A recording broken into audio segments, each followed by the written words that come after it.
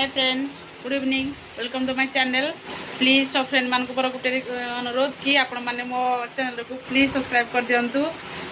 बहुत बहुत रिक्वेस्ट करछि आपण मान को प्लीज मो चैनल को टिके सब्सक्राइब कर दिंतु। सब वीडियो को लाइक कर दिंतु। भल लागुले कमेंट भी जणातु केमिति वीडियो होईछि।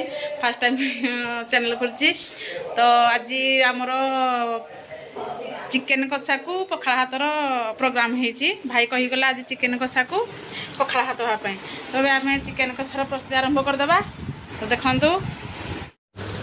देखु ये अदा रसुण को फास्ट पेस्ट करवा। अदा रसुण पेस्ट आरंभ हो गला प्रस्तुति। अदा रसुण पियाज देखिए फास्ट पेस्ट कराहब। तापर मु रोषे करनी मो झील कहला कि आज मुझे रोषे करी तो से रोषे कर प्याज पकई तार घाटा गुटी गला जो प्याज लाल हो गला। देखो से मो अदा रसुण पेस्ट पकईदेला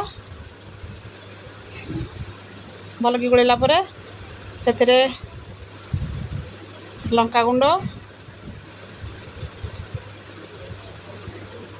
चिकेन मसला नुआ कि करुँ ना तो रही रखी सब पकाऊँगी मुझे जमी कहते हल्दी गुंड पकईला जमी कहते से सेमती पकईला तो स्वाद अनुसार लुण भी देदेला भल कि गोल सारा कि समय छाड़देला मसला सीझापी। तो मसला भी देखो सीझीगला भल भाव में मसला हो गला। तब चिकेन पकईला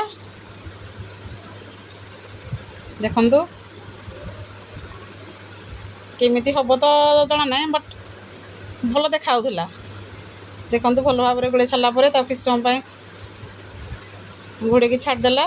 तो पुणी आउ थे गोलैदेला देखु एवं आम चिकेन देखो चिकेन मसला फास्ट चिकेन हो गला आमर कषा खायापी बसिले तो आम समस्ते आंगुड़ी चाटिकी खाऊँ। मो झील कह मामा बहुत बढ़िया है मामा दी बन बहुत बढ़िया है। तो प्लीज आपण मन केमती लगिला तो कहतु। प्लीज वीडियो टी भल लगुले लाइक एंड सब्सक्राइब कर दिंतु। कमेंट जनातु केमती है।